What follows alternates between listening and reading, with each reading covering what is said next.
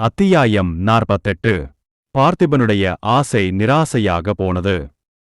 விரைவில் தோட்டத்தையும் நூற்றுக்கணக்கான பழங்காலப் பொருட்களும் ஓவியங்களும் நிறைந்த ஒரு பெரிய காலியான நடைபாதையையும் கடந்து அனைவரும் ஒரு பெரிய காலியான மைதானத்தின் முன் வந்து சேர்ந்தனர். காலியான மைதானம் பயிற்சிக்காக பயன்படுத்தப்பட்டதாகத் தோன்றியது. ஏனென்றால் ஒரு மூலையில் பலவிதமான ஆயுதங்கள் அடுக்கி வைக்கப்பட்டிருந்தன. இடது பக்கத்தில் வெவ்வேறு அகாடமி சீருடைகளை அணிந்த நிறைய இளைஞர்கள் சில பழைய பேராசிரியர்களுடன் உரையாடிக் கொண்டிருந்தனர். வலது பக்கத்தில் வழக்கமான உடைகளை அணிந்த சில இளைஞர்கள் ஒரே வயதான தோற்றமுடைய நபரின் பின்னால் சரியாக நின்று கொண்டிருந்தனர். அவர்கள் பொதுப் போட்டியின் மூலம் தேர்ந்தெடுக்கப்பட்டவர்களாக இருக்கலாம்.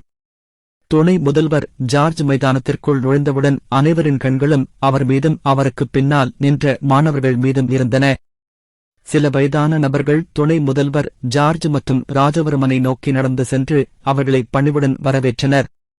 அனைவரும் ஒருவரையொருவர் வாழ்த்துவதில் மும்முரமாக இருந்தபோது காவலர்கள் மன்னர் செட்டிக் வருகையை அறிவித்தனர்.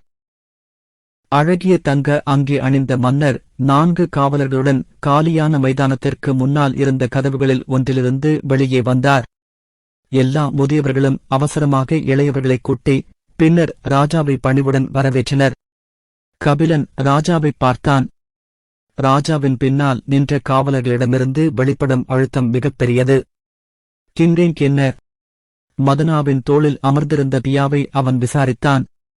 காவலரின் பதவி ரெங்கை விட உயர்ந்ததாக கபிலன் உணர முடிந்தது. ஆனால் ராஜாவின் உடலில் இருந்து ஒரு அவன் சக்தி கூட வெளியேறுவதை அவன் உணரவில்லை. அவர் சமீபத்தில்தான் ஏசேசிலஸ் ரெங்கை எட்டியதை என்னால் உணர முடிகிறது.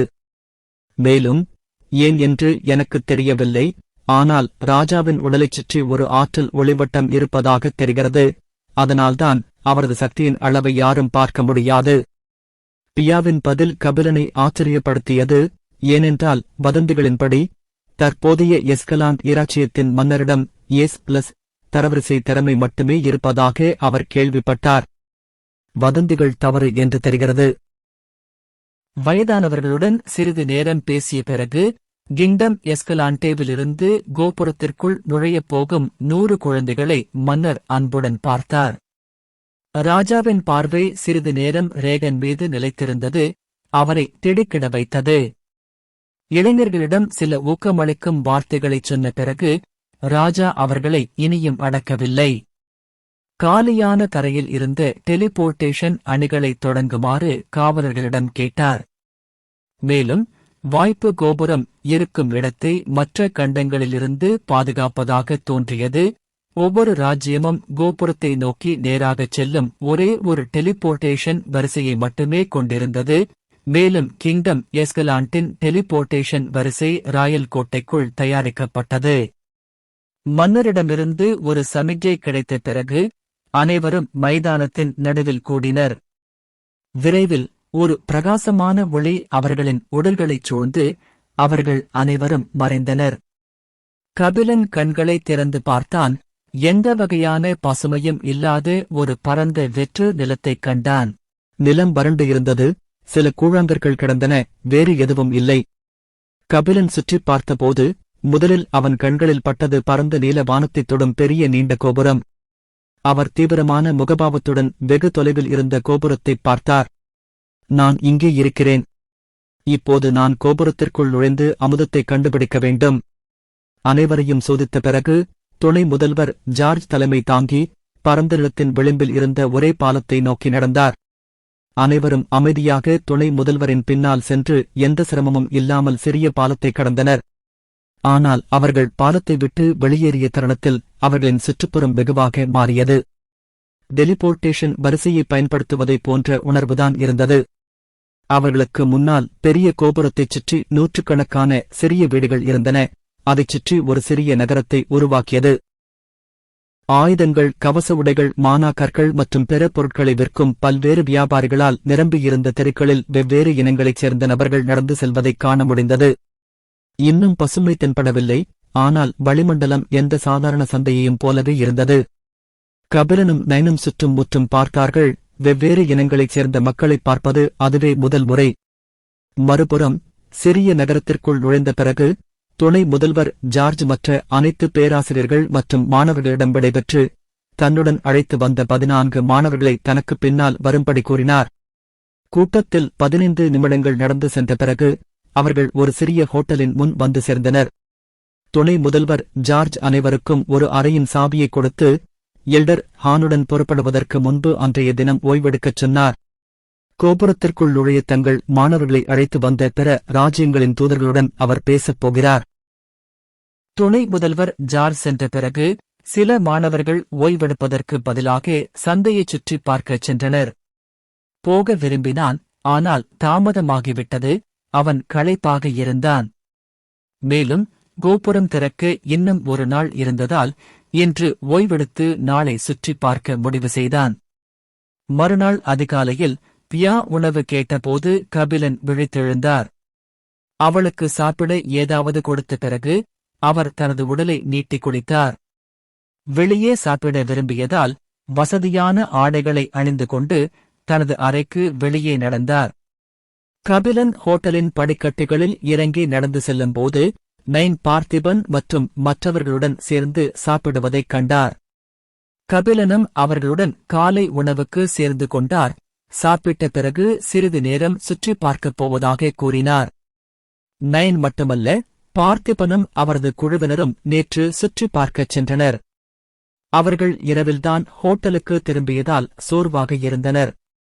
அதனால்தான் நைன் சிறிது நேரம் தூங்குவதற்கு முன் கபிலனுக்கு விடை பெற்றான். ஆனால் கபிலன் வெளியே செல்வதை பார்த்திபன் கேள்விப்பட்டதும் உடனடியாக ஒன்றாகச் செல்ல முன்வந்தார். ஏனென்றால் அவன் மனதில் ஒரே ஒரு எண்ணம் மட்டுமே இருந்தது. கபிலன் வெளியே செல்லும் போதெல்லாம் அவனுக்கு ஏதாவது ஒரு அற்புதமான விஷயங்கள் நடக்கின்றன. இந்த முறை எதுவாக இருந்தாலும் நான் அவனை பின்தொடர்வேன். ஆனால் பாவம், விதி பார்த்திபனுக்கு வேறு ஏதோ எழுதியிருந்தது. ஏனென்றால் அவன் கபிலனுடன் புறப்படுவதற்கு முன்பு துணை முதல்வர் ஜார்ஜ் அவரையும் ரேகனையும் தேடி வருவதாக மதனா அவரிடம் கூறினார். வருத்தம் தோய்ந்த கண்களுடன் கபிலன் பியாவுடன் ஹோட்டலை விட்டு வெளியேறுவதை பார்த்திபன் பார்த்தான். துணை முதல்வரை சந்திக்க மதனாவால் இழுத்துச் செல்லப்பட்ட பார்த்திபனை கபிலன் திரும்பி பார்க்கக்கூட இல்லை. ஹோட்டலை விட்டு வெளியே வந்த பிறகு கபிலன் பல்வேறு சிறிய கடைகள் நிறைந்த பரபரப்பான சந்தையைச் சுற்றி பார்க்கத் தொடங்கினார். அவன் நிறைய விஷயங்களை பார்த்தான். குறைந்த விலையில் உயர் ரக சேமிப்பு மோதிரங்களை விற்கும் ஒருவனும் இருந்தான். ஆனால் கபிலனிடம் பணம் இல்லை. சரி, துணை முதல்வர் கொடுத்த சேமிப்பு வளையத்திற்குள் அவனிடம் சில மானா கற்கள் இருந்தன. ஆனால் அவற்றை பயன்படுத்தி பயனுள்ள ஒன்றை வாங்க விரும்பினான். அத்தியாயம் 49 பழைய சுருள். துணை முதல்வர் ஜார்ஜ் மற்றும் ராஜவர்மன் இருவரும் ஒரு சிறிய அறைக்குள் அமர்ந்து தேநீர் அருந்திக் கொண்டிருந்தனர். அறைக்குள் அசாதாரணமானது எதுவும் இல்லை. நடுவில் ஒரு படுக்கையும் ஒரு மூலையில் 2 நாற்காலிகளும் ஒரு மேசையும் மட்டுமே இருந்தன. அவர்கள் பேசிக்கொண்டும் தேநீர் அருந்திக் கொண்டும் இருந்தபோது கதவு தட்டப்படும் சத்தம் கேட்டது. மூத்த தலைவர் ராஜவர்மன் கதவை பார்த்துவிட்டு வெளியே நின்றவர்களை உள்ளே வரச் சொன்னார். உள்ளே வா. அது ரேகன் மற்றும் பார்த்திபன் இருவரும் அறைக்குள் நடந்து சென்று துணை முதல்வர் மற்றும் நூலகரை வரவேற்றனர். ஆனால் கண்ணியமான வாழ்த்துக்களுக்கு மத்தியில் பார்த்திபன் ஒரு எரிச்சலான முகபாவனையில் இருந்தார். துணை முதல்வர் ஜார்ஜ் பார்த்திபனையும் ரேகனையும் தீவிரமாக பார்ப்பதற்கு முன்பு தனது தேநீர் கோப்பையை கீழே வைத்தார். உங்கள் இருவருக்கும் நான் கொடுக்க விரும்பும் ஒன்று இருக்கிறது. துணை முதல் 2 மாணவர்களை மட்டுமே துணை முதல்வர் அழைத்ததால் அவருக்கு எதிரே அமர்ந்திருந்த மூத்த தலைவர் ராஜவர்மன் அவரை எரிச்சலுடன் பார்த்தார். கைப்பற்றி என்ன? அவர் பரிந்துரைத்த மாணவன். ராஜவர்மன் கபிலனின் கூற்றுப்படி சில நம்பிக்கைக்குரிய மாணவர்களுக்கு பாதுகாப்பு நடவடிக்கைகளை வழங்குவது பற்றி அவர்கள் நினைத்தால் அவர்களையும் சேர்க்க வேண்டும். அப்படியானால் அவனுடைய திறமை குறைவாக இருந்தால் என்ன செய்வது? எல்லா மாணவர்களிலும் நூலகரின் மறைக்கும் நுட்பத்தைப் பார்க்கும் திறன் கபிலனுக்கு மட்டுமே இருந்தது. அவர் பயன்படுத்திய மறைக்கும் நுட்பம் கொஞ்சம் பலவீனமாக இருந்தது உண்மைதான். ஆனால் அந்த நுட்பத்தையே முழுமையாகப் பார்ப்பது மிகவும் நம்ப முடியாத சாதனையாகும். அப்படியானால் கபிலன் ஏன் சேர்க்கப்படவில்லை? துணை முதல்வர் ஜார்ஜ் கையை அசைத்தார். தங்க எழுத்துக்களால் நிரப்பப்பட்ட 2 சிறிய கருப்பு கற்கள் மேசையில் தோன்றின. அவர் பார்த்திபன் மற்றும் ரேகனுடன் பேசத் தொடங்கினார். ராஜவர்மன் அவரை பாதியிலேயே நிறுத்தினார். இந்த 2 குழந்தைகளுக்கு மட்டும்தான் கற்களைக் கொடுக்கப் போறீங்களா? நான் சிபாரிசு பண்ணினதையும் நீங்க கவனிச்சுப் பாருங்கன்னு நினைக்கிறேன். துணை முதல்வர் நூலகரை பார்த்து முகம் சுளித்தார். நூலகர் யாரை குறிப்பிடுகிறார் என்பது அவருக்கு தெரியும். ஆனால் கபிலனுக்கு அந்த கல்லை கொடுப்பதில் எந்த பயனும் இல்லை. இந்த கற்கள் விலைமதிப்பற்றவை. ராயல் அகாடமியின் முதல்வர் தனது டீனேஜரில் கோபுரத்திற்குள் நுழைந்தபோது இதை கண்டுபிடித்தார். மேலும் இது கோபுரத்திற்குள் மட்டுமே பயன்படுத்தக்கூடிய ஒரு முறை பயன்படுத்தக்கூடிய பொருளாகும். இந்த கற்களை நசுக்குவதன் மூலம் கோபுரத்திற்குள் சிறிது தூரம் வரை டெலிபோர்ட் செய்ய முடியும். கோபுரத்திற்குள் நுழையும் நபர்களுக்கு இது ஒரு உயிர் காக்கும் புதையல் என்று கூறலாம். முதல்வர் வெளியேறுவதற்கு முன்பு இந்த கற்களை துணை முதல்வர் ஜார்ஜிடம் கொடுத்து மிக உயர்ந்த திறமை கொண்ட மாணவருக்கு ஒன்றை கொடுக்கும்படி கேட்டார். ஆனால் இப்போது பிரின்ஸ் ரேகன் அகாடமியின் ஒரு பகுதியாக இருந்தார். அதனால்தான் துணை முதல்வர் ஜார்ஜுக்கு ரேகனுக்கு ஒன்றை கொடுப்பதைத் தவிர வேறு வழியில்லை. ஏனென்றால் அகாடமியிடம் அத்தகைய புதையல் இருப்பதை மன்னர் கண்டுபிடித்து அதை இளவரசரிடம் கொடுக்கவில்லை என்றால் அவர் நிச்சயமாக முதல்வருடன் சண்டையிடுவார். மேலும் துணை முதல்வரிடம் 2 கற்கள் மட்டுமே இருந்தன. அதனால்தான் அவர் ஒரு கல்லை ரேகனுக்கும் மற்றொன்றை பார்த்திபனுக்கும் கொடுக்க நினைத்தார். துணை முதல்வர் ஜார்ஜை ராஜவர்மன் அறையை விட்டு வெளியேறச் சொல்லிவிட்டு பெருமூச்சு விட்டார். ராஜவர்மன் இனி தொந்தரவு செய்யவில்லை. அமைதியாக அறையை விட்டு வெளியேறினார். ஏனென்றால் இந்த முதியவர் யாருடைய பேச்சையும் கேட்க மாட்டார் என்பது அவருக்கு தெரியும். அறையிலிருந்து வெளியே வந்த பிறகு துணை முதல்வர் விரைவில் வருத்தப்படப் போகிறார் என்ற ஒரு நச்சரிக்கும் உணர்வு நூலகர் சிரித்தார். மேலும் கபிலனுக்கு தரவரிசை திறமை மட்டுமே இருந்ததாக நான் நம்பவில்லை. அதை நானே உறுதிப்படுத்தும் வரை. பயணத்தின் போது ராஜவர்மன் கபிலனை கண்காணித்து வந்தார். ஆனால் அவர் பேசப் போகும்போதோ அல்லது அவரை அணுகும்போதோ கபிலன் ஓடிவிடுவார். அதனால்தான் அவரால் தனது திறமையை உறுதிப்படுத்த முடியவில்லை. ஒரு நீண்ட பெருமூச்சுக்குப் பிறகு ராஜவர்மன் வெளியேறினார். இந்த முறை அவர் கபிலனை கண்டுபிடித்து அவரது திறமையையும் ஆற்றலையும் தானே சரிபார்க்கப் போகிறார். அவருடைய யூகம் சரியாக இருந்திருந்தால், கபிலன் ஒரு மறைக்கப்பட்ட இரத்தினமாக இருந்திருந்தால் அவரை அவர் தனது சீடராக எடுத்துக்கொள்வார். அது ஒன்றும் மோசமாக இல்லை. இதற்கிடையில் அறைக்குள் துணை முதல்வர் ஜார்ஜ் கற்களைப் பற்றிய சுருக்கத்தை பார்த்திபன் மற்றும் ரேகனுக்கு கொடுத்தார். பின்னர் இருவருக்கும் ஒரு கல்லை கொடுத்து அதை இரகசியமாக வைத்திருக்கச் சொன்னார். பார்த்திபன் மற்றும் ரேகன் இருவரும் கொஞ்சம் ஆச்சரியப்பட்டார்கள். ஆனாலும் அவர்கள் துணை முதல்வருக்கு நன்றி தெரிவித்துவிட்டு அறையை விட்டு வெளியேறினர். மறுபுறம் பரபரப்பான சந்தையில் சுற்றித் திரிந்த கபிலன் ஒரு மூலையில் ஒரு சிறிய கூட்டத்தைக் கண்டார். அவர் ஆர்வமாகச் சென்று பார்க்கச் சென்றார். கூட்டத்திற்குள் பழுப்பு நிறமுடி மற்றும் கண்களுடன் ஒரு வயதான தோற்றமுடைய குள்ளன் நின்று கொண்டிருந்தார். வயதான குள்ளன் ஒரு அடக்கமான புன்னகையுடன் தனது இடது பக்கத்தில் குவிந்து கிடக்கும் ஆயுதங்களை பார்க்கும்படி கூட்டத்தினரிடம் தொடர்ந்து கேட்டுக் கொண்டிருந்தான். குள்ளன் உயர் ரக ஆயுதங்களை மிகக் குறைந்த விலையில் விற்பனை செய்வதாக கூட்டம் கிசுகிசுப்பதை கபிலன் கேட்டான். ஆனால் யாரும் அவனது கூற்றுகளை நம்பவில்லை. காரணம் எளிமையானது. காய்கறிகள் போன்ற உயர் ரக ஆயுதங்களை ஒருவர் ஏன் விற்க வேண்டும்? ஆயுதங்களின் விலையை இன்னும் குறைப்பதாகத் தோன்றிய குள்ளனின் ஒரு வார்த்தையைக் கூட நம்பாமல் கூட்டம் விரைவில் வெளியேறத் தொடங்கியது. கூட்டம் சென்ற பிறகு கபிலனும் சில இளைஞர்களும் மட்டுமே குள்ளனைச் சுற்றி எஞ்சியிருந்தனர். அவர்கள் ஆயுதங்களைப் பார்க்க ஆரம்பித்தார்கள். கபிலன் நிச்சயமாக பைத்தியம் இல்லை. குறைந்த விலையை கேட்டு ஆயுதங்கள் போலியானவை என்றும் அவன் நினைத்தான். ஆனால் கபிலன் தலையின் மேல் அமர்ந்திருந்த பியா எல்லா ஆயுதங்களும் அசல் ஆயுதங்கள் என்று அவனிடம் சொன்னாள். ஒரு ஆயுதம் கூட போலியானது அல்ல. அதனால்தான் கபிலன் நின்று ஆயுதங்களைப் பார்க்க ஆரம்பித்தான். மற்ற இளைஞர்கள் அனைவரும் குள்ளனிடமிருந்து ஒரு ஆயுதத்தை வாங்கிக் கொண்டு வெளியேறினர். கபிலனை குள்ளனையும் மட்டும் விட்டுச் சென்றனர். கபிலனிடம் ஏற்கனவே தரவரிசை வாள் இருந்தது. அதனால்தான் ஆயுதங்கள் அனைத்தும் நன்றாக இருந்த போதிலும் அவர் ஒன்றை வாங்கப் போவதில்லை. ஏனென்றால் இப்போது அவை அவருக்கு நடைமுறையில் பயனற்றவை. சிறிது நேரம் தேடிய பிறகு கபிலன் வெளியேறப் போனான். ஆனால் அவனை பார்த்துக் கொண்டிருந்த வயதான குள்ளன் விலையை இன்னும் குறைத்தான். குள்ளன் கபிலனிடம் ஒரு அழகான வில்லை காட்டி அதை வாங்கச் சொன்னான். ஏனென்றால் அவன் இந்த இடத்தை விட்டு வெளியேறப் போகிறான். ஒருவேளை அவர்கள் மீண்டும் ஒருபோதும் சந்திக்க மாட்டார்கள். ஆனால் குள்ள மனிதனின் மெல்லிய புன்னகையை பார்த்து கபிலனுக்கு ஏதோ தவறு இருப்பதாக தெரிந்தது.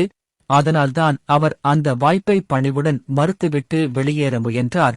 ஆனால் குள்ளன் மீண்டும் அவரை தடுத்தான். இளையவனே, இனிமேல் விலையை குறைக்க முடியாது. நீ ஆயுதம் வாங்க விரும்பவில்லை போலிருக்கிறது. வேறு ஏதாவது வாங்குவது எப்படி? நான் மற்ற பொருட்களையும் விற்கிறேன். ஒரு தந்திரமான புன்னகையுடன் குள்ளன் கபிலனை பார்ப்பதற்கு முன்பு தனது சேமிப்பு வளையத்திலிருந்து மேலும் சில பொருட்களை எடுத்தான். நான் என்னுடைய மாதாந்திர ஒதுக்கீட்டை நெருங்கிவிட்டேன், அதனால் குறைந்தபட்சம் ஒன்றையாவது வாங்கு. இப்போது கபிலனுக்கு இன்னும் சந்தேகம் வந்தது. மாதாந்திர ஒதுக்கீடு எவ்வளவு? ஆனால் பிரச்சனை என்னவென்றால் கபிலன் ஒரு உயர்தர மோதிரம் அணிந்திருப்பதைப் பார்த்த பிறகு குள்ளன் அவரை விடப் போவதில்லை. அவர் ஏதாவது வாங்கும் வரை. அத்தியாயம் 50 பார்த்திபன் பொறாமை குணங்கள். வேறு வழியில்லாமல் கபிலன் தயக்கத்துடன் பழைய கலைப்பொருட்கள் மற்றும் சுருள்களின் சிறிய குவியலை உற்றுப் பார்த்தான். அந்த குவியலின் நடுவில் ஒப்பீட்டளவில் பழமையானதாக தோன்றிய ஒரு சுருள், அது உமிழும் ஒளியின் காரணமாக அவரது கண்களை பிடித்தது. கபிலன் குள்ளனை பார்த்துக் கொண்டே சுருளைச் சுட்டிக்காட்டினார். இது என்ன? குள்ளன் குழப்பமான முகபாவத்துடன் சுருளை பார்த்தான். அவன் கண்களுக்கு முன்பாக ஒரு பிரகாசமான ஒளியை காட்டினான். ஒரு குறைபாடுள்ள பொருளை விற்க ஒரு வழியை கண்டுபிடித்து ஒரு ஏமாற்றுக்காரனைப் போல. பையா, உனக்கு நல்ல கண் இருக்கு. இது முழுமையடையவில்லை, ஆனால் இது கோபுரத்தின் வரைபடம். கபிலன் திகைத்துப் போனான். அவன் குள்ளனை வெற்று கண்களால் பார்த்துவிட்டு வெளியேற திரும்பினான். கோபுரத்தின் வரைபடம்? உண்மையில் சாத்தியமான ஒன்றைப் பற்றி மோசடி கலைஞர்கள் கூட பொய் சொல்கிறார்கள் என்பது உங்களுக்குத் தெரியாதா? ராஜாக்களிடம் கூட இல்லாத ஒன்றை எப்படி விற்கிறீர்கள்? நீ இதையே வேற யாரிடமாவது சொல்லியிருந்தால் அவன் உன்னை அடிச்சுக் கொண்டிருப்பான். கபிலன் வெளியேறுவதைப் பார்த்து அடக்கமாகச் சிரித்துக் கொண்டிருந்த குள்ளன் அவசரமாக வரைபடத்தை எடுத்துக்கொண்டு கபிலனின் முன் தோன்றினான். குட்டி, நான் உண்மையாத்தான் சொல்லேன். இன்னைக்கு நீ போனால் உன் வாழ்நாள் முழுவதும் இந்த முடிவிற்காக வருத்தப்படுவாய். அப்பாவித்தனம் கசிந்து கொண்டிருந்த குள்ளனின் தீவிரமான கண்களைப் பார்த்தான் கபிலன். இது ஒரு அபத்தமானது. அவன் ஓடிப்போவதைத் தவிர வேறொன்றையும் விரும்பவில்லை. இருப்பினும் கபிலன் எவ்வளவு முயன்றும் குள்ளன் அவனை விடவில்லை. இறுதியில் கபிலனுக்கு வேறு வழியில்லாமல் அந்தச் சுருளை குள்ளனிடமிருந்து வாங்க வேண்டியதாயிற்று. கபிலன் சுருளைக் கொண்டு வந்து தருணத்தில் இறுதியாக ஒட்டிக் கொண்டிருக்கும் குள்ளனை அகற்றிவிட்டு யா ஆச்சரியத்துடன் கூச்சலிடுவதைக் கேட்டான். அடடா மந்திரம்! என்ன? அவள் எதைப் பற்றிக் குறிப்பிடுகிறாள் என்று பார்க்க கபிலன் திரும்பிப் பார்த்தான். அவனுடைய உலக கண்ணோட்டம் மாறியது. அவனுக்குப் பின்னால் எதுவும் இல்லை. குள்ளனும் இல்லை, ஆயுதமும் இல்லை, கலைப்பொருளும் இல்லை. மாயாஜாலம் போல அந்த குள்ளன் சில நொடிகளில் மறைந்துவிட்டதாகத் தோன்றியது. நான் ஒரு பேயுடன் தொடர்பு கொண்டேன்னு சொல்லாதே. அந்த சந்தேகத்திற்கிடமான இடத்தில் இனி தங்க விரும்பாமல் கபிலன் அவசரமாக வெளியேறி நேராக தான் தங்கியிருந்த ஹோட்டலை நோக்கிச் சென்றார். இதற்கிடையில் சில சிறிய வீடுகளுக்குப் பின்னால் மறைந்திருந்த மற்றொரு வெற்றிடத்தில் அரச உடைகளை அணிந்த 3 இளைஞர்கள் சில காவலர்களுடன் கோபமாக பேசிக் கொண்டிருந்தனர். அந்த மூவரும் கிங்டம் வைட்ஜெயண்டைச் சேர்ந்தவர்கள். அவர்களில் மிகவும் ஆடம்பரமான ஆடைகளை அணிந்தவர் ஒரு இளவரசர். நடுங்கும் காவலர்களில் ஒருவரை நோக்கி அவர் கோபமாக கத்தினார். சுருளைக் கண்டுபிடித்தீர்களா? நான் தூங்கிக் கொண்டிருந்தபோது என் உடைமைகள் அனைத்தையும் திருடிய அந்த அயோக்கியனை நான் கொல்லப் போகிறேன். கோபமடைந்த இளவரசனைப் பார்க்க காவலருக்குத் துணிவில்லை. உயர் மேன்மை தங்கிய கெல்வின், நாங்கள் எங்களால் முடிந்த அனைத்தையும் செய்கிறோம். இளவரசர் கோபமாக கைமுட்டிகளைப் பிடுங்கி காலியான நிலத்தை உதைத்தார். இதுதான் உன்னுடைய சிறந்ததா? கோபுரம் நாளை திறக்கப்படும். பிறகு அந்தச் சுருளைக் கண்டுபிடிப்பதில் என்ன பயன்? இவ்வளவு கஷ்டப்பட்டு வாங்கின அந்தச் சுருளை நான் தொலைச்சுட்டேன்னு அப்பாக்கு தெரிஞ்சா அவர் என்னை தண்டிப்பார். லூசு பயலே! இளவரசருக்குப் பின்னால் நின்ற 2 நபர்களில் ஒருவர் தொலைதூர பார்வையுடன் பெருமூச்சு விட்டு இளவரசரின் கோபத்தை தணிக்க முயன்றார். இறுதியில் அவர்களால் எதுவும் செய்ய முடியவில்லை. அந்த திருடன் மிகவும் தந்திரமானவனாக இருந்தான். எல்லோரும் தூங்கிக் கொண்டிருந்த போது அவன் கால் செருப்பை கூட விட்டுச் செல்லாமல் எல்லாவற்றையும் திருடினான். எல்லா ராஜ்யங்களிலிருந்தும் பல்வேறு சக்தி வாய்ந்த நபர்கள் கூடியிருந்த இடத்தில் இது போன்ற ஒன்று நடக்கும் என்று யார் நினைத்திருக்க முடியும்? ஆனால் அவர்களுக்கு தெரியாமல் கோபுரத்திற்குள் நுழைய வந்திருந்தவர்களில் கிட்டத்தட்ட பாதி பேருக்கு இது போன்ற விஷயம் நடந்தது. இதற்கெல்லாம் பின்னால் இருந்தவர் தனது மந்திரவாதி பொருளை விற்று முடித்த பிறகு ஏற்கனவே வெகு தூரம் சென்றுவிட்டார். கபிலன் சந்தையை விட்டு வெளியேறிய பிறகு கபிலன் ஹோட்டலின் முன் வந்தார். அவர் வைத்திருந்த சுருளை பார்த்து பெருமூச்சு விட்டார். உள்ளே என்ன இருக்கிறது என்று பார்க்க அவர் சுருளை திறந்தார். சுருளுக்குள் 3 பகுதிகள் இருந்தன. ஒவ்வொன்றும் வெவ்வேறு பெயர் மற்றும் அமைப்பைக் கொண்டிருந்தன. ஆனால் 3 பகுதிகளுமே ஒரு காடு மற்றும் மலைகளை காட்டின. காட்டின் உள்ளேயும் மலைகளிலும் சில சிவப்பு மற்றும் தங்க நிற சிலுவை அடையாளங்களும் இருந்தன. கபிலன் மீண்டும் ஒரு விஷயத்தை புரிந்து கொள்ளாமல் பெருமூச்சு விட்டான். அவன் சுருளை மூடினான். அவர் ஹோட்டலுக்குள் நுழைந்து தனக்கு ஒதுக்கப்பட்ட அறைக்குச் சென்று ஓய்வெடுக்கச் சென்றான். அப்போது திடீரென்று ஒரு பெரிய கை அவரது தோளைப் பிடித்தது. யார் என்று பார்க்க கைல் திரும்பி பார்த்தான். தனக்கு பின்னால் புன்னகையுடன் நின்ற நூலகரை பார்த்து அவன் கிட்டத்தட்ட பயந்து போனான். கடைசியாக உன்னை கண்டுபிடித்துவிட்டேன். கபிலன் சிரித்துவிட்டு தோளை இறுக்கமாக பிடித்தபடி இருந்த பெரியவரை பணிவுடன் வரவேற்றார். பெரியவரே, நீங்கள் என்னிடமிருந்து ஏதாவது விரும்புகிறீர்களா? என்ன ஒரு அப்பாவி கேள்வி! 4 கண்கள் நேரடியாக ராஜவர்மனை நோக்கி பார்த்தனர். கபிலனை பார்த்துக் கொண்டிருந்த தலைவர் ராஜவர்மன் பியாவைப் பார்த்து அவளுடைய நிறத்தைக் கண்டு வியந்தார். அவன் கை கபிலனின் தோளை விட்டு வெளியேறி பியாவை பிடிக்க முயன்றார். ஆனால் அவள் பயங்கரமான முகபாவத்துடன் பறந்து சென்றாள். நான் கிளம்புறேன். அவனை சமாளிக்க ரொம்ப பயமாயிருக்கு. கபிலன் பியாவை தன் தலையில் சபித்தான். அவனுக்கு அவளுடைய உதவி தேவைப்படும் போதெல்லாம் அவள் திரும்பிப் பார்க்காமல் ஓடிவிடுவாள். தலைவர் ராஜவர்மன் மீண்டும் கபிலன் மீது கவனம் செலுத்துவதற்கு முன்பு பியாவின் மங்கலான பிம்பத்தை சிறிது நேரம் குழப்பத்துடன் பார்த்தார். ஒண்ணுமில்லை, நீ களைப்பா இருக்கணும், அதனால போய் ஓய்விடு. ஒரு பரந்த புன்னகையுடன் ராஜவர்மன் வியர்த்துக் கொண்டிருந்த கபிலனை போய் ஓய்வெடுக்கச் சொன்னார். கபிலன் திரும்பிப் பார்க்கக்கூட இல்லை. பெரியவரை தனியாக விட்டுவிட்டு அவசரமாக ஹோட்டலுக்குள் நுழைந்தான். ராஜவர்மன் கபிலன் பின்னால் மறைவதைப் பார்த்தான். அவன் முகத்தில் ஒரு புன்னகை இருந்தது. அவருடைய திறமை பி தரவரிசையில் இல்லை என்பது எனக்குத் தெரியும். அந்த 2 இளம் அரக்கர்களுடன் ஒப்பிடும்போது அவருடைய திறமை குறைவு. ஆனால் எஸ்எஸ் தரவரிசை திறமையும் உயர்ந்ததாக கருதப்படுகிறது. ராஜவர்மன் கபிலனின் தோளைத் தொட்ட தருணத்தில் அவரது திறமையை சரிபார்க்க ஒரு மறைக்கப்பட்ட கலைப்பொருளை பயன்படுத்தினார். மேலும் கபிலனின் திறமை உயர்ந்தது என்று அவர் நினைத்தது போலவே. ஆனால் அந்த முட்டாள் ஜார்ஜ் ஏன் தன்னிடம் பி தரவரிசை திறமை மட்டுமே இருப்பதாகச் சொன்னான்? ஹாலுக்குள் இருந்த மந்திர படிகம் தவறு செய்துவிட்டதா? மேலும் கபிலனின் தலையின் மேல் அமர்ந்திருக்கும் பறவை சாதாரணமானது அல்ல. மூத்த தலைவர் ராஜவர்மன் அந்த பறவையை முன்பு பார்த்திருந்தார். அது பார்ப்பதற்கு சாதாரண பறவையையும் போலவே இருந்தது. ஆனால் இப்போது அவர் அருகில் வந்தபோது அதன் உடலில் இருந்து ஒரு சிறிய ஒளி வெளிப்படுவதைக் கண்டார். அந்த பறவை தரவரிசை. இவ்வளவு உயர்ந்த மதிப்பிற்குரிய கொண்ட ஒரு பறவையை அந்த பெரியவர் பார்த்தது அதுவே முதல் முறை. அது ஒரு சீல் செய்யப்பட்ட மிருகமா? இந்த பையனுக்கு என்னை எப்படி அவன் மேல ஆர்வப்படுத்துறதுன்னு தெரியும். இதற்கிடையில் கபிலன் ஹோட்டலுக்குள் நுழைந்தவுடன் பார்த்திபன் மற்றும் ஒன்றாக சாப்பிட்டுக் கொண்டிருந்த மற்ற அனைத்து மாணவர்களும் அவரை வரவேற்றனர். அவரும் அவர்களுடன் சேர்ந்து கொண்டார். ஆனால் திடீரென்று பார்த்திபன் தான் வைத்திருந்த சுருளைக் கண்டார். இது என்ன? கபிலன் அனைவருக்கும் சுருளைக் காட்டி சிரித்தார். இது கோபுரத்தின் வரைபடம். ஒரு நபர் கூட அவரது வார்த்தைகளை நம்பவில்லை. எல்லோரும் சிரிக்க ஆரம்பித்தனர். நயன் என்ன ஒரு நகைச்சுவையான விஷயம் அவனும் சொல்லி சிரித்தான். ஐயோ, என்ன விலைமதிப்பற்ற பொருள்! அடடா, எங்கிருந்துதான் இதை கண்டுபிடித்தாய்? கபிலன் நயனை தீவிரமாகப் பார்த்தான். என்ன, உனக்கு அது வேணும்? அதுக்கு ரொம்ப செலவாகும். எல்லோரும் கேலி செய்து பேசிக் கொண்டிருந்தபோது ஒரு நபர் மட்டும் தொடர்ந்து கை நடுங்கிக் கொண்டிருந்தார். அது பார்த்திபன்.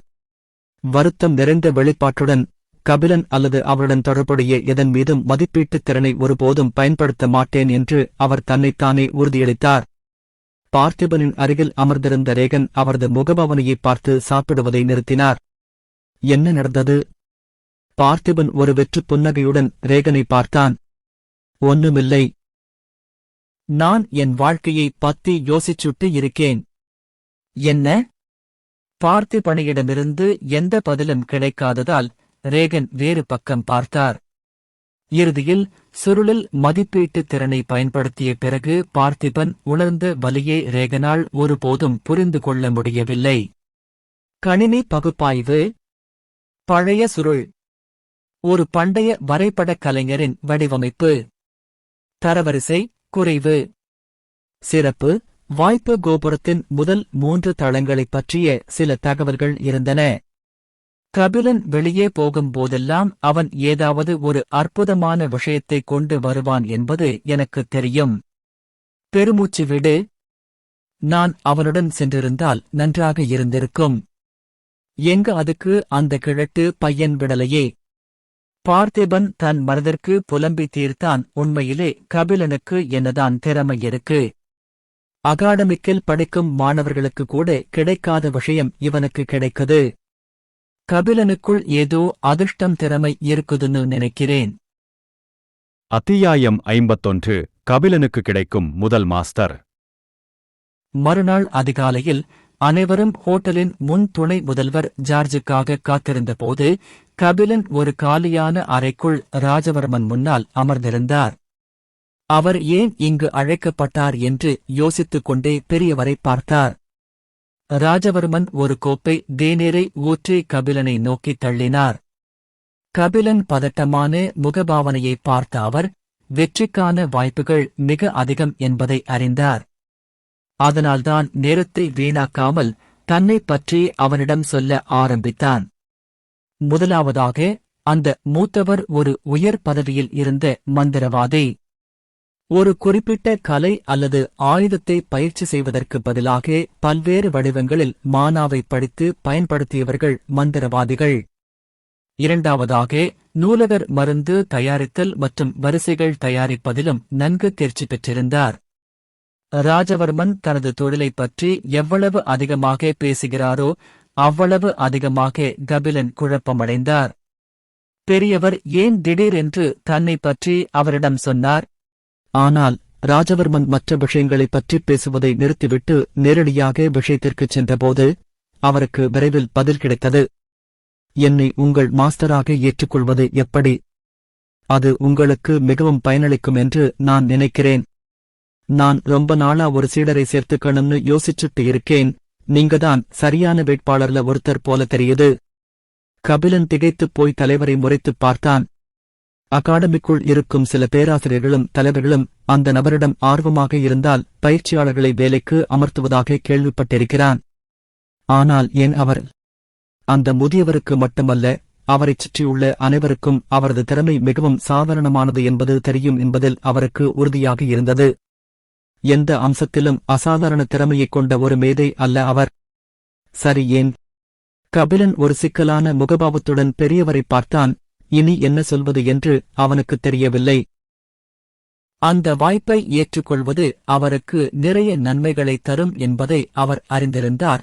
ஆனால் பெரியவர் ஏன் திடீரென்று அவரை தனது சீடராக ஏற்றுக்கொள்ள விரும்பினார் என்பது அவருக்கு புரியவில்லை. கபிலன் எவ்வளவு அதிகமாக யோசிக்கிறாரோ அவ்வளவு அதிகமாக அவன் குழப்பமடைந்தான். கடந்த சில நாட்களாக ராஜவர்மன் தன்னை ரகசியமாக கண்காணித்து வருவதை அவனால் உணர முடிந்தது. ஆனால் இப்போது திடீரென வந்த சலுகை அவருக்கு கொஞ்சம் சந்தேகத்தை ஏற்படுத்தியது. அவருடைய திறமை பி தரத்தை விட பெரியது என்பதை அவர் கண்டுபிடித்தாரா அல்லது ராஜவர்மன் தனது இரத்த வம்சாவளியைப் பற்றி கண்டுபிடித்தாரா? ஆனால் அது சாத்தியமில்லை, ஏனென்றால் அவரே சமீபத்தில் இரத்த வம்சாவளியைப் பற்றி கண்டுபிடித்தார். கபிலனின் தலைக்குள் நூற்றுக்கணக்கான கேள்விகள் சுழன்று கொண்டிருந்தன. அது அவனை கவலையடையச் செய்தது. ராஜவர்மன் அவனை பார்த்து முகம் சுளித்தார். அவனுக்கு வாழ்நாளில் ஒரு முறைதான் வாய்ப்பு கொடுத்தான். இந்த பையன் யோசித்து நேரத்தை வீணடித்துக் கொண்டிருந்தான். வேறு யாராவது இருந்திருந்தால் அவர் ஏற்கனவே மண்டியிட்டு அவரை தனது எஜமானராக ஏற்றுக்கொண்டிருப்பார். எல்லாவற்றிற்கும் மேலாக ஒரு சக்தி வாய்ந்த எஜமானரை கொண்டிருப்பது அவர்களின் வலிமையான பயணத்தை கொஞ்சம் சீராக மாற்றும். சில நிமிடங்கள் காத்திருந்த பிறகும் கபிலனிடமிருந்து எந்த பதிலும் வராததால் பெரியவர் சற்று கோபமடைந்தார். அவர் தேநீர் கோப்பையை மேசையில் வைத்தார். அறைக்குள் ஒரு உரத்த சத்தம் எதிரொலித்தது. சத்தத்தைக் கேட்ட கபிலன் இறுதியாக தனது எண்ணங்களிலிருந்து விழித்து பெரியவரை பார்த்தான்.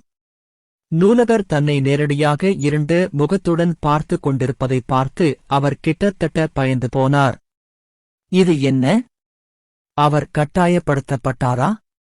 கபிலன் இதை ஒருபோதும் ஏற்றுக்கொள்ள மாட்டான்.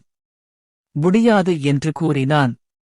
காலியான அறைக்குள் ராஜவர்மனின் உரத்து மற்றும் குளிர்ந்த குரல் திரும்பி கபிலனின் முதுகுத்தண்டில் நடுக்கத்தை ஏற்படுத்திய போது அவர் எதிர்ப்பை தெரிவித்தார். சரி, உங்க பதில் என்ன? பெரியவரை பார்த்தான். அவருடைய முகபாவனை மிகவும் தீவிரமாக இருந்தது. பெரியவர் அவரது தீவிரமான முகபாவனையை பார்த்து சற்று அதிர்ச்சியடைந்தார்.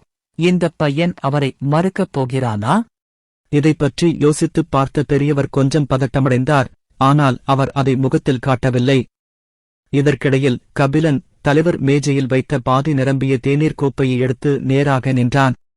கபிலன் மாஸ்டரை வரவேற்கிறேன். அவன் வார்த்தைகள் நூலகரை மூச்சு திணறச் செய்தன. என்ன ஆச்சு?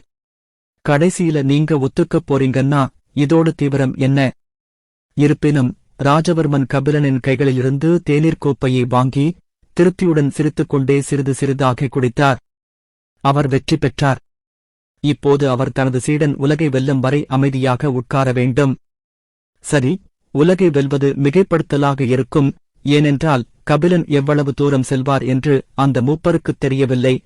ஆனால் இன்றைய வாய்ப்பை தவறவிட்டால் எதிர்காலத்தில் வருத்தப்பட நேரிடும் என்ற உணர்வு அவருக்கு இருந்தது.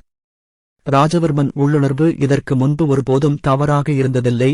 எனவே அவருக்கு ஒரு உணர்வு ஏற்படும் போதெல்லாம் அவர் எப்போதும் வாய்ப்பை பயன்படுத்திக் கொள்வார். மேலும் முதல்வர் ராட்டிக் அவரை ஏமாற்றி நீண்ட கால பணி ஒப்பந்தத்தில் கையெழுத்திட்ட பிறகு ராயல் அகாடமியில் நுழைந்தபோதுதான் அவர் இந்த உணர்வை கடைசியாக உணர்ந்தார். அவர் முதலில் அகாடமி முதல்வரை சந்தித்தபோது கண்டுபிடிக்கப்படாத மூலிகைகள் பற்றி நிறைய அறிவைப் பெற்று இங்கும் அங்கும் பயணம் செய்து கொண்டிருந்தார். முதல்வர் சாதாரண மக்களைப் போலவே சாதாரண உடையில் சுற்றித் திரிந்ததால் அவருக்கு முதல்வரை அடையாளம் தெரியவில்லை. தற்செயலாக முதல்வரை சந்தித்த பிறகு ராஜவர்மன் இந்த நபர் ஆபத்தானவர் என்ற ஒரு தொந்தரவான உணர்வை அனுபவித்தார். ஆனால் அவர் ஒரு எச்சரிக்கையான நபராக இருந்தபோதிலும் முதல்வர் ராட்டிக் அவரை ஏமாற்றினார். இப்போது அவரால் அகாடமிக்குள் இருந்து கொண்டு பழைய தூசி படிந்த புத்தகங்களை பார்த்துக் கொண்டிருப்பதைத் தவிர வேறு எதுவும் செய்ய முடியாது. அதே நேரத்தில் அணிவகுப்பு அல்லது மருந்து தயாரிக்கும் பாதையில் நடந்து கொண்டிருந்த அகாடமி பேராசிரியர்களுடன் தனது அறிவைப் பகிர்ந்து கொள்கிறார். ராஜவர்மன் வருந்தத்தக்க கடந்த காலத்தைப் பற்றி யோசித்து கையெழுத்திட்டார். காலப்போக்கில் பின்னோக்கிச் செல்ல முடிந்தால் அவர் தன்னைத்தானே அடித்துக் கொள்வார். அந்த 500 வருட பழமையான மதுவின் வாசனைக்கு நான் அடிபணியாமல் இருந்திருந்தால். பெருமூச்சு விடு. ஒரு விஷயத்தைப் பற்றியும் கவலைப்படாமல் எப்போதும் உலகம் முழுவதும் சுற்றித் திரிந்தவர் இப்போது ஒரு மது பாட்டிலுக்காக வேறொருவருக்கு சேவை செய்ய வேண்டிய கட்டாயத்தில் உள்ளார். பழைய கசப்பான நினைவுகள் அனைத்தையும் தன் தலையின் பின்புறத்திற்கு அனுப்பி ராஜவர்மன் கபிலனை பார்த்து சாதாரணமாக தனது சேமிப்பு வளையத்திலிருந்து ஒரு கலைப்பொருள் போல தெரிந்த ஒரு சாதாரண வளையலுடன் கூடிய உயர்தர மருந்துகளின் கொத்தை எடுத்தார். இதோ உங்கள் எஜமானரிடமிருந்து ஒரு சிறிய பரிசு. கபிலன் மேஜையில் கிடந்த பல்வேறு வகையான மருந்துகளை பார்த்தான். அவை அனைத்தும் உயர்தரத்தில் இருந்தன. விளிர் தங்க நிறத்தில் உள்ளவை மானா மீட்பு மருந்துகளாகவும், பச்சை நிறத்தில் உள்ளவை குணப்படுத்தும் மருந்துகளாகவும், நீல நிறத்தில் உள்ளவை ஆற்றல் மீட்புக்கு பயன்படுத்தப்பட்டன. பெரியவர் ஒரே நேரத்தில் இவ்வளவு விலையுயர்ந்த மருந்துகளை வெளியே எடுப்பதைப் பார்த்த கபிலன் தனது புதிய எஜமானர் மிகவும் பணக்காரர் என்பதை ஒரு விஷயத்தை புரிந்து கொண்டார். சிறிய குவியல் மருந்துகளுக்கு மத்தியில் இருந்த சாதாரண வளையல் சாதாரணமாகத் தெரிந்தது. ஆனால் அது உமிழும் மங்கலான ஒளியைக் கண்ட கபிலன் அது ஒரு கலைப்பொருள் என்பதை உணர்ந்தான். கபிலன் அனைத்து மருந்துகளையும் சேமிப்பு வளையத்திற்குள் வைத்துவிட்டு ராஜவர்மனுக்கு முன்னால் வளையலை அணிந்தான். வளையலை அணிந்த பிறகு அவர் மகிழ்ச்சியான ஆச்சரியமடைந்தார். ஏனென்றால் முன்பை விட திறமையாகவும் எளிதாகவும் மானாவை கட்டுப்படுத்த முடியும் என்று அவர் உணர்ந்தார். நன்றி மாஸ்டர். ராஜவர்மன் ஒன்றுமில்லாதது போல் கையை அசைத்து கபிலனை அணைத்து மாணவர்களும் கூடியிருந்த கீழே செல்லச் சொன்னார். வேறு எதுவும் பேசாமல் கபிலன் அறையை விட்டு வெளியேறினார். முதலில் அவருக்கு கொஞ்சம் சந்தேகமாக இருந்தது. ஆனால் ஒரு மாஸ்டரை வைத்திருப்பது நன்மை தீமைகளைப் பற்றி யோசித்த பிறகு ராஜவர்மன் தனது எஜமானராக ஏற்றுக்கொள்வது ஒரு மோசமான தேர்வாக அவர் நினைக்கவில்லை. எப்படியிருந்தாலும் பெரியவர் ஏதாவது சதி செய்கிறாரா என்பதை எதிர்காலத்தில் அவர் கண்டுபிடிப்பார். மேலும் அவர் தனது எஜமானரிடமிருந்து பெற்ற முதல் பரிசு மோசமானதல்ல. அவர் கோபுரத்திற்குள் நுழைந்த பிறகு அது அவருக்கு மிகவும் பயனுள்ளதாக இருக்கும். கபிலன் ஏற்று சில குணப்படுத்தும் மருந்துகளை வாங்க நினைத்திருந்தார். ஆனால் அவரிடம் இருந்த செல்வத்தின் அளவு ஒரு குறைந்த தர குணப்படுத்தும் மருந்தை கூட வாங்க முடியாத அளவுக்கு மிக குறைவாக இருந்தது. நான் பணம் சம்பாதிக்க ஒரு வழியை பற்றி யோசிக்க வேண்டும். இப்போது அவர் தீவிரமாக பயிற்சி பெறவும் கடினமாக உழைக்கவும் தொடங்கியதால் அவருக்கு நிறைய வளங்கள் தேவைப்பட்டன. மேலும் அந்த வளங்களைப் பெற அவருக்கு பணம் தேவைப்பட்டது. அமுதத்தை கண்டுபிடித்த பிறகு நான் ஒரு வழியைப் பற்றி யோசிப்பேன். அத்தியாயம் 52. முதல் அறை. அறையை விட்டு வெளியேறிய பிறகு கபிலன் ஹோட்டலை விட்டு வெளியேறி மாணவர்களுடன் நின்றார். அவன் வெளியே நடந்த கணம் மதனாவுடன் இருந்த பியா ஆர்வமுள்ள கண்களுடன் அவனை நோக்கி பறந்தாள். நீ இவ்வளவு நேரம் என்ன செய்து கொண்டிருந்தாய்? கபிலனின் தலைக்குள் அவளுடைய குழந்தைத்தனமான குரல் ஒலித்தது. காலையில் அவள் விழித்தெழுந்தபோது கபிலன் எங்கும் இல்லை. அவன் அருகில் இருப்பதை அவளால் உணர முடிந்தது. அதனால்தான் ஹோட்டலை விட்டு வெளியேறும் மாணவர்களை பின்தொடர்ந்தாள். விசேஷமா ஒன்னும் இல்ல, நான் தண்ணி குடிக்க போனப்போ ஒரு பணக்கார மாஸ்டரை கண்டுபிடிச்சேன். பியா அவனை கண்களை மூடிக்கொண்டு பார்த்தாள். ஏன் அவன் நடந்து சென்று வழியில் எதையோ கண்டுபிடித்தது போல் இருக்கிறது? இருப்பினும் கபிலன் பேசும் மாஸ்டர் பெயரை அறிந்த பிறகு அவள் மேலும் கேட்கவில்லை. நேற்றைய தினத்தை விட ஹோட்டலுக்கு முன்னால் இருந்த பரபரப்பான தெரு குறைவான உற்சாகமாக இருந்தது. ஏனெனில் ஹோட்டல்களுக்குள் தங்கியிருந்த கிட்டத்தட்ட அனைத்து நபர்களும் தங்கள் பயிற்றுனர்கள் அல்லது பாதுகாவலர்களுடன் கோபுரத்தை நோக்கி நடந்து செல்வதைக் காண முடிந்தது. அமைதியாக இருந்த கபிலனுடன் ஒப்பிடும்போது ராயல் அகாடமியின் மற்ற மாணவர்கள் அனைவரும் இடைவிடாமல் பேசிக் கொண்டிருந்தனர். சிலர் உற்சாகமாகவும் சிலர் பதட்டமாகவும் இருந்தனர். வழக்கம் போல் பார்த்திபனும் அவரது குழுவினரும் ஒரு பக்கத்தில் நின்று பேசிக் கொண்டிருந்தனர். கபிலன் அவர்களை நோக்கிச் செல்ல விரும்பினார். ஆனால் ராஜவர்மனை கையாண்ட பிறகு அவர் ஏற்கனவே சோர்வாக உணர்ந்திருந்தார். அவன் பெருமூச்சு விட்டுவிட்டு எரிச்சலான முகபாவத்துடன் தன் அருகில் நின்றிருந்த நயனை திரும்பிப் பார்த்தான். அவனுடைய அமைதியான முகபாவம் எங்கும் காணப்படவில்லை. முணுமுணுப்பதை நிறுத்த முடியுமா? நயன் சுற்றுப்புறத்தை பார்த்துக் கொண்டே இடைவிடாமல் முணுமுணுத்துக் கொண்டிருக்கிறார்கள். தம்பி, எனக்கு ரொம்ப பதட்டமா இருக்கு. கோபுரத்தைப் பார்க்குறப்போ எனக்கு வாந்தி வருது.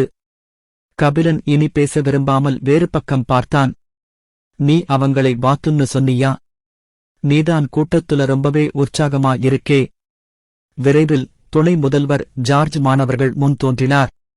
தலைவர் ராஜவர்மனும் அவருக்கு அருகில் நின்று கொண்டிருந்தார். ஆனால் ஏதோ காரணத்தால் அவர் முகத்தில் ஒரு இனிமையான புன்னகை இருந்தது.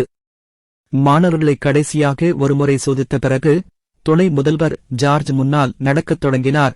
எல்லோரும் அவருக்குப் பின்னால் சென்றனர். கிட்டத்தட்ட 15 நிமிடங்கள் நடந்த பிறகு அவர்கள் நகரப் பகுதியை விட்டு வெளியேறி கோபுரத்தைச் சுற்றியுள்ள பெரிய காலியான மைதானத்திற்குள் நுழைந்தனர். கிங்டம் எஸ்கலாண்டேவைச் சேர்ந்த மற்றவர்களும் சிறிது நேரத்தில் வந்தனர். துணை முதல்வர் ஜார்ஜ் கோபுரத்திற்குள் நுழையும் 100 இளைஞர்களையும் வரிசையாக ஒன்று திரட்டும்படி கேட்டுக்கொண்டு மற்ற குழுக்களை வழிநடத்தும் பாதுகாவலர்கள் மற்றும் பேராசிரியர்களுடன் பேசினார்.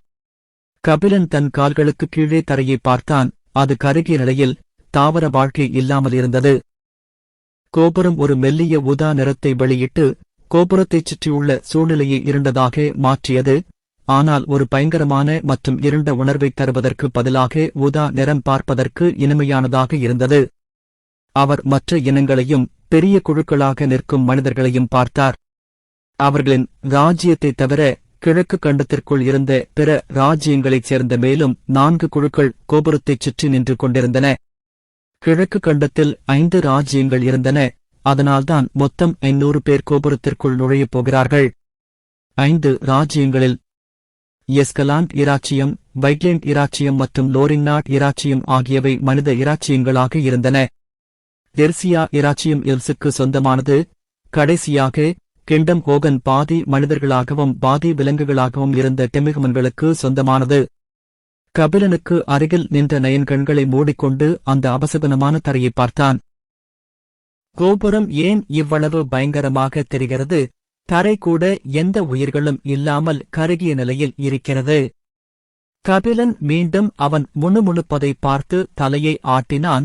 கோபுரம் இயங்குவதற்கு அதிக அளவு ஆற்றல் தேவைப்பட்டதாலும் அது சுற்றியுள்ளவற்றிலிருந்து சிலவற்றை உறிஞ்சுவதாகவும் தோன்றியதால் தரை கருப்பாக இருந்திருக்கலாம். சிறிது நேரத்திற்குப் பிறகு 5 ராஜ்யங்களும் தங்கள் மாணவர்களை வரிசையாக கூட்டின. கபிலன் முன் வரிசையில் நிற்பவர்கள் ராயல்ஸ் என்று யூகிக்க முடிந்தது. ஏனெனில் அவர்கள் ஆடம்பரமான ஆடைகளை அணிந்திருந்தனர். எளிய ஆடைகளை அணிந்தவர்கள் பின்னால் நின்று கொண்டிருந்தனர். மூத்தவர்கள் அனைவரும் இளையவர்களுக்கு முன்னால் நின்றனர். திடீரென்று ஒவ்வொரு குழுவிலிருந்தும் 2 முதியவர்கள் கோபுரத்தை நோக்கி பறக்கத் தொடங்கினர். கிங்டம் எஸ்கலாண்டேவிலிருந்து டிவ் முதல்வர் ஜார்ஜ் மற்றும் ராஜவர்மன் இருவரும் நடுவில் கூடியிருந்த முதியவர்களை நோக்கி பறந்தனர். துணை முதல்வர் ஜார்ஜ் திரும்பி வந்து கிங்டம் எஸ்கலாண்டைச் சேர்ந்த 100 நபர்களைப் பார்ப்பதற்கு முன்பு அவர்கள் ஏதோ விவாதித்தனர். அவர் தீவிரம் நிறைந்த பார்வையுடன் பேசினார். அனைவரையும் எச்சரிக்கையாகவும் கவனமாகவும் இருக்கச் சொன்னார். அடுத்த 6 மாதங்களுக்கு கோபுரத்திற்குள் யாரும் அவர்களுக்கு உதவவோ அல்லது பாதுகாக்கவோ முடியாது. எல்லாம் அவர்களின் சொந்த திறன்களைப் பொறுத்தது. கோபுரத்திற்குள் உயிரிழப்புகள் தவிர்க்க முடியாதவை என்பதை துணை முதல்வர் ஜார்ஜ் அறிந்திருந்தார். ஆனால் குறைந்தபட்சம் இருந்தால் நல்லது. பேசிக் கொண்டிருக்கும் போதே அவன் பார்வை திடீரென்று கபிலனின் தலையின் மேல் அமர்ந்திருந்த பறவையின் மீது பதிந்தது. அவன் முகம் சுளித்தான். கபிலன் செல்லப் பிராணிகளை உள்ளே கொண்டு வர முடியாது. பறவையை விட்டுவிடு. முன்னும் பின்னும் நின்றிருந்த அனைவரும் கபிலனை ஒரு முட்டாள் போலப் பார்க்கத் தொடங்கினர். கபிலனுக்கு வார்த்தைகள் தெரியாமல் திணறினான். ஏன் என்று அவனுக்குத் தெரியவில்லை. ஆனால் இப்போது அவன் தலையின் மேல் அமர்ந்திருக்கும் பறவை பீனிக்ஸ் பறவை என்று சொன்னால் எல்லோரும் சிரிக்க ஆரம்பித்து விடுவார்கள் என்று அவனுக்குத் தோன்றியது. கால் பந்து போல தோற்றமளிக்கும் ஒரு பறவை பீனிக்ஸ் பறவை என்று யாரும் நம்புவதற்கு வழியில்லை. அவனுக்கே கூட அந்த பறவை மீது சந்தேகம் இருந்தது. ஒருவேளை தற்செயலாக முட்டை மாறியிருக்கலாம் என்று நினைத்துக் கொண்டிருந்தான். மறுபுறம் பியா கோபமடைந்து துணை முதல்வருடன் சண்டையிட விரும்பினாள். ஆனால் அவரது அந்தஸ்தை உணர்ந்து அவள் முனகித் திரும்பினாள். கபிலன் பெருமூச்சு விட்டு பணிவாக பேசினான். சார், இது என்னுடன் பிணைக்கப்பட்டுள்ளது. துணை முதல்வர் ஜார்ஜ் கபிலன் உண்மையைச் சொல்கிறாரா என்று ஆராய முயற்சிப்பது போல் குறுகலான கண்களுடன் பியாவை பார்த்தார். ஆனால் விரைவில் அவரது குறுகலான கண்கள் தளர்ந்தன. அவரது முகத்தில் ஒரு ஆச்சரியமான வெளிப்பாடு தோன்றியது. இப்போது நான் அதை உன்னிப்பாக பார்க்கும்போது அது ஒரு மெல்லிய சாயலை வெளியிடுகிறது. அது உண்மையில் ஒரு எல்லைக்குட்பட்ட மிருகம். இவ்வளவு விசித்திரமான மிருகத்தை அவன் எங்கே கண்டுபிடித்தான் என்று எனக்கு ஆச்சரியமாக இருக்கிறது. அவர் புரிந்து கொண்டு கபிலனை பார்த்து தலையசைத்தார். பின்னர் குழுவிலிருந்து வெகு தொலைவில் பறக்கும் ராஜவர்மனை மற்ற 4 அணி மாஸ்டர்களையும் பார்த்தார். 5 அணி மாஸ்டர்களும் ஒரு விசித்திரமான ஊதா நிற கல்லை எடுத்து வெவ்வேறு திசைகளில் பறக்கத் தொடங்கினர். அவர்கள் கோபுரத்தைச் சுற்றியுள்ள வட்ட திறப்புகளுக்குள் கல்லை வைத்து காற்றில் சில விசித்திரமான வடிவமைப்புகளை வரையத் தொடங்கினர். விரைவில் கோபுரத்தைச் சுற்றி மங்கலான கருமேகங்கள் உருவாகின. அது குழந்தைகளுக்கு முன்னால் நின்ற பெரியவர்களை நோக்கிச் செல்லவில்லை, வேறு யாரையும் தொடவில்லை. வரிசையாக நின்ற 500 குழந்தைகளை மெல்லிய மேகங்கள் நெருங்கின. அவர்கள் 100கணக்கான வெள்ளை புகழ்களாக மாறி மறைந்து போவதற்குள் ஒரு பழக்கமான தலைச்சுற்றல் உணர்வு அவர்களைச் சூழ்ந்தது. கபிலன் கண்களை திறந்து பரிச்சயமில்லாத சூழலை பார்த்தான். அடர்த்தியான மானா நிறைந்த சுத்தமான காற்று அவன் மூக்கிலும் வாயிலும் நுழைந்து அவனை புத்துணர்ச்சியுடன் உணர வைத்தது. கோபுரத்தைச் சுற்றியுள்ள நகரத்திலிருந்து மிகவும் மாறுபட்ட பசுமையான காட்டுக்குள் அவர் இருந்தார். சிறிது நேரத்தில் பியாவும் ஒரு வினோதமான முகபாவத்துடன் அவன் அருகில் தோன்றினாள். அவள் தன் சுற்றுப்புறத்தை பார்த்து கொண்டு பறக்க ஆரம்பித்தாள். கபிலன் சுற்றி பார்த்தபோது எல்லா இடங்களிலும் பெருமையுடன் நிற்கும் நீண்ட பெரிய உயர்ந்த மரங்கள் தெரிந்தன. அவனைச் சுற்றியுள்ள புல் கூட உயரமாக இருந்தது. அவன் கால்களின் முழங்கால்களை தொட்டது. அவன் இருக்கும் இடத்திலிருந்து வெகு தொலைவில் இல்லாத ஒரு நீர்வீழ்ச்சியின் மெல்லிய சத்தங்களையும் அவனால் கேட்க முடிந்தது. இறுதியாக நான் இங்கே வந்துவிட்டேன். அது கோபுரத்தின் முதல் தளம், மிகப்பெரிய தளமும் கூட. சிறிது நேரம் சுற்றி பார்த்த பிறகும் கபிலன் நூற்றுக்கணக்கான மரங்களை மட்டுமே பார்க்க முடிந்தது.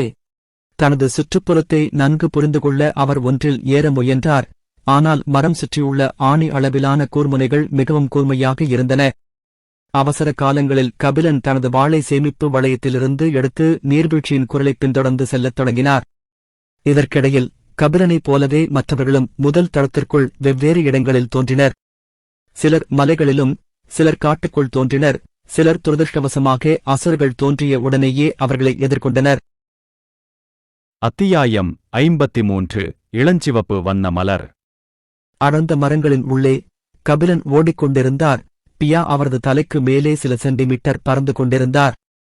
அவை கோபுரத்திற்குள் தோன்றி 15 நிமிடங்களுக்கு மேல் ஆகிவிட்டது.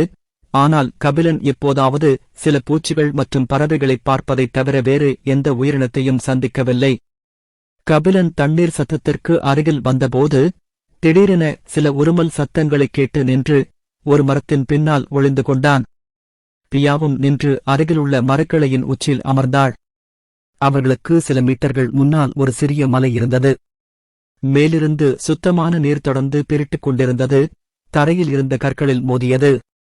அருவியின் அடிப்பகுதியில் இருந்த கற்களின் மேல் சில சிறிய ஒற்றை இதழ் போன்ற கருப்பு பூக்களும் பச்சை கொடிகளும் வளர்ந்து கொண்டிருந்தன. கபிலன் அசாதாரண பூக்களைப் பார்த்து கண்களைச் சுருக்கினான். நீர்வீழ்ச்சியை உற்றுப் பார்த்தபோது அவன் கண்கள் நீர்வீழ்ச்சியின் ஓரத்தில் நின்றிருந்த ஒரு தனிமையான சாம்பல் நிற ஓநாய் மீது பதிந்தன. ஓநாய் சுமார் 12 அடி உயரம் கொண்டது. அதன் தலையின் மையத்தில் இருந்த 3 கண்கள் எதையோ நேரடியாகப் பார்த்துக் கொண்டிருந்தன. ஓநாய் பார்வையைத் தொடர்ந்து கபிலன் நீர்வீழ்ச்சியின் மையத்தில் இளஞ்சிவப்பு நிறப்பூக்களின் கொத்து இருப்பதைக் கண்டார். அந்த பூக்கள் என்னவென்று அவனுக்குத் தெரியவில்லை. ஆனால் அவற்றின் மேலே ஒளித்துகள்கள் மிதப்பதையும் ஓநாய் அவற்றைப் பார்த்துக் கொண்டிருப்பதையும் பார்த்தபோது அது விலைமதிப்பற்ற ஒன்று என்பதில் அவனுக்கு உறுதியாக இருந்தது. சுற்றுப்புறத்தைப் பார்த்து ஓநாய் தனியாக இருப்பதை உறுதி செய்த பிறகு கபிலன் மெதுவாக அடியெடுத்து வைத்து ஓநாய்க்கு இடையிலான தூரத்தை குறைத்தார். கபிலன் ஓநாய் எந்த நிலையில் இருக்கிறது என்பதை உணர்ந்தான். அது எஃப் தரவரிசை சாம்பல் ஓநாய். பொதுவாக ஓநாய்கள் கூட்டமாக காணப்படும். ஆனால் ஏதோ காரணத்தால் இது தனியாக இருந்தது.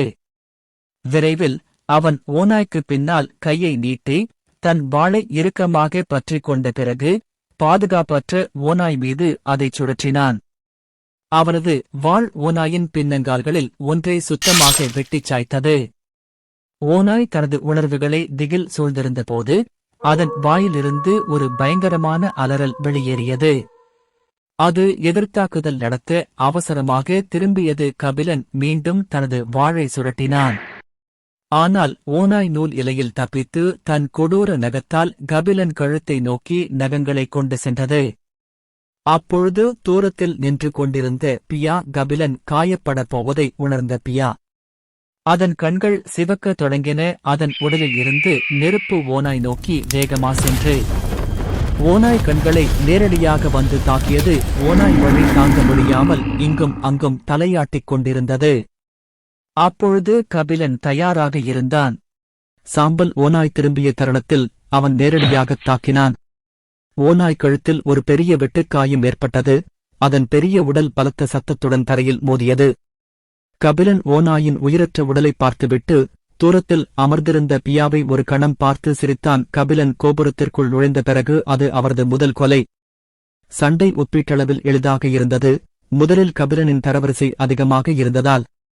இரண்டாவதாக பியாவோட உதவியால் அவர் ஒரு மறைமுக தாக்குதலை பயன்படுத்தியதால்.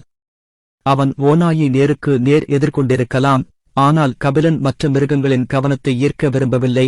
அருகில் எத்தனை அரக்கர்கள் பதுங்கியிருக்கிறார்கள் என்று யாருக்குத் தெரியும்? கபிலன் ஓநாய் உடலை பார்த்துக் கொண்டிருந்த போது சில ஒளித்துகள்கள் ஓநாய் உடல் வழியாக வெளியேறின, சில துகள்கள் மறைந்துவிட்டன, சில துகள்கள் அவன் மார்பில் நுழைந்தன. அவர் நேரடியாக தரவரிசையை அடைவதற்கு முன்பு அவரது உடலில் ஒரு சூடான உணர்வு பரவுவதை உணர்ந்தார். கபிலன் பெருமூச்சு விட்டான். எனவே கோபுரம் வெளி உலகத்திலிருந்து வித்தியாசமாக செயல்படுகிறது என்பது உண்மைதான்.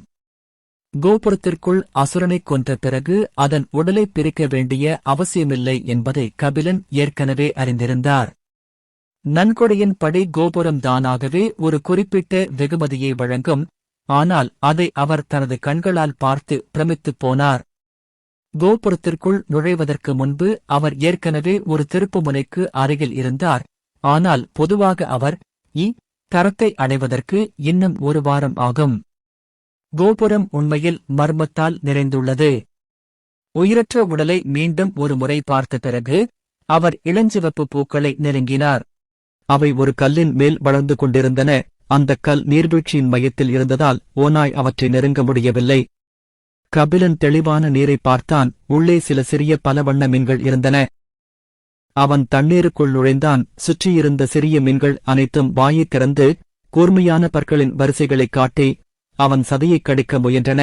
ஆனால் கபிலன் விரைவாக தன் வாளைப் பயன்படுத்தி தன்னை அணுகியவர்களைக் கொன்றான். அவை சிறியவை, ஆனால் அந்த கூர்மையான பற்களைப் பாருங்கள். இறந்த மீன்களின் உடல்களிலிருந்தும் சிறிது வெளிச்சம் வெளியேறியது, ஆனால் அது மிகவும் குறைவாக இருந்ததால் கபிலனை அடைவதற்குள் அது மறைந்துவிட்டது.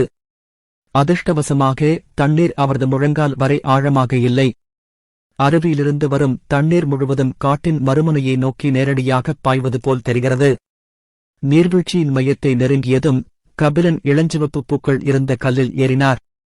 அந்தப் பூக்கள் என்னவென்று அவன் பியாவிடம் கேட்டான், ஆனால் அவளுக்கும் தெரியாது. அதனால் கபிலன் பூக்களைப் பிடித்து தனது சேமிப்பு வளையத்திற்குள் எறிந்தான். எப்படியிருந்தாலும் அவர் கோபுரத்தை விட்டு வெளியேறியதும் அவர் தனது பணக்கார எஜமானரிடம் அவற்றைப் பற்றி கேட்பார். பின்னர் கபிலன் தண்ணீரிலிருந்து வெளியே வந்தார். கருப்பு ஒற்றை இதழ் பூக்கள் விலைமதிப்பற்றதாக தெரியாததால் அவர் அவற்றை எடுக்கவில்லை. மலையின் உச்சியில் இருந்து தண்ணீர் பீரிட்டுக் கொண்டிருந்த இடத்தை பார்த்தான். சுற்றுப்புறத்தை பார்க்க மேலே ஏறலாம். கபிலன் தனது வாளை மீண்டும் சேமிப்பு வளையத்திற்குள் வைத்து அதிக கற்கள் ஒன்றின் மேல் ஒன்றாக அடுக்கி வைக்கப்பட்டிருந்த ஒரு மூலையிலிருந்து சிறிய மலையை ஏறத் தொடங்கினார். அந்த விசித்திரமான மீன்கள் நீர்வீழ்ச்சியின் உள்ளே மேல் நோக்கி நீந்த முடிந்ததால் அவர் தண்ணீரை தவிர்த்தார். மீன்களும் ஒரு வகையான அரக்கன்தான், ஆனால் கபிலனுக்கு மீன்களைப் பற்றி எந்த அறிவும் இல்லை. அதனால் அவன் அவற்றில் 3 இரவில் சமைக்க எடுத்துச் சென்று மற்றவற்றை அப்படியே விட்டுவிட்டான்.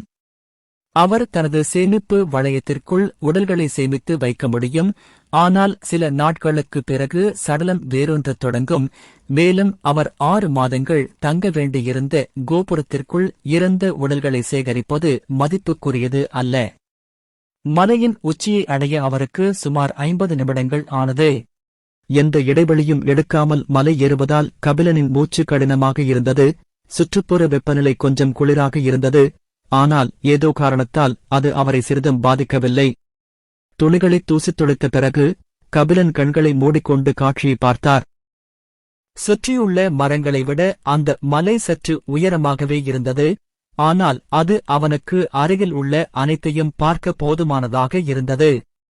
கபிலன் சுற்றிப் பார்த்தான், ஆனால் அவனால் பார்க்க முடிந்த ஒரே விஷயம் அடர்த்தியாக நிரம்பிய மரங்களின் பரந்த வரிசை. தூரத்தில் அவனால் சில பெரிய மலைகளையும் பார்க்க முடிந்தது, ஆனால் அவை மிகத் தொலைவில் இருந்தன. அருகிலுள்ள மலையை அடைய கபிலனுக்கு 1 வாரத்திற்கும் மேலாகும். பியாவும் அவனை நோக்கி பறந்து வந்து கபிலனின் தலைக்குள் பேசினாள். நம்மை சுற்றி மரங்களும் மலைகளும் மட்டுமே உள்ளன என்று நான் ஏற்கனவே உங்களிடம் சொன்னேன். ஆமாம், எனக்கு புரியுது, ஆனா ஏன் அது பரிச்சயமா இருக்கு?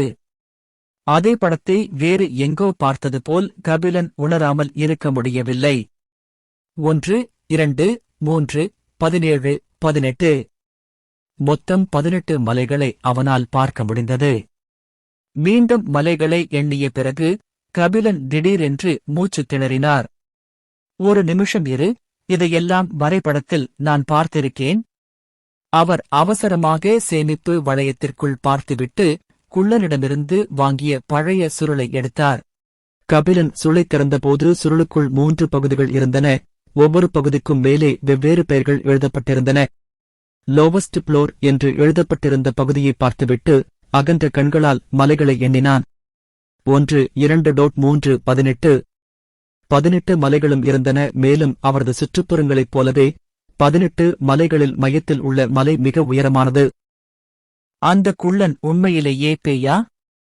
கபிலன் ஒரு திகைப்பூட்டும் பார்வையுடன் முணுமுணுப்பதை தவிர்க்க முடியவில்லை. முதல் பகுதிக்குள் ஒரு பரந்த ஏரியையும் அவன் கண்டான். அதை பார்த்ததும் அவன் தன் இருப்பிடத்தை தோராயமாக சுட்டிக்காட்ட முடிந்தது. சுருள் உண்மையானது என்றால் கருப்பு மற்றும் தங்க சிலுவை ஆபத்துக்கான இடங்கள் அல்லது அநேகமாக பொக்கிஷங்கள் என்று அர்த்தம். முதல் பிரிவில் 100க்கும் மேற்பட்ட குறுக்கு மதிப்பெண்கள் இருந்தன. முதல் பிரிவோடு ஒப்பிடும்போது 2வது பிரிவில் 50 குறுக்கு மதிப்பெண்கள் மட்டுமே இருந்தன. கடைசி பிரிவில் 20 மட்டுமே இருந்தன. ஆனால் அது போதும். இவ்வளவு பொக்கிஷங்கள் எப்படி அவன் அவற்றை எடுப்பதற்காக காத்திருக்கின்றன என்பதை நினைத்து, கபிலா, நீ ஒரு மேதாவி, இதெல்லாம் ஒரு சாதாரண விஷயம்தான் என்று தன்னைத்தானே பாராட்டிக் கொண்டான். அதை பார்த்து கடுப்பான பியா கபிலன் முகத்தில் ஒரு எத்துவிட்டது. அங்க போகச் சொன்னது நான் தான், இதுல இவர் மேதாவையாம். குள்ளன் ஒரு பேயாக இருந்தாலும் சரி, அது அவனுக்கு கவலையில்லை. ஏனென்றால் இப்போது கபிலன் உண்மையிலேயே அவனுடைய மகிழ்ச்சியை விரும்பினான்.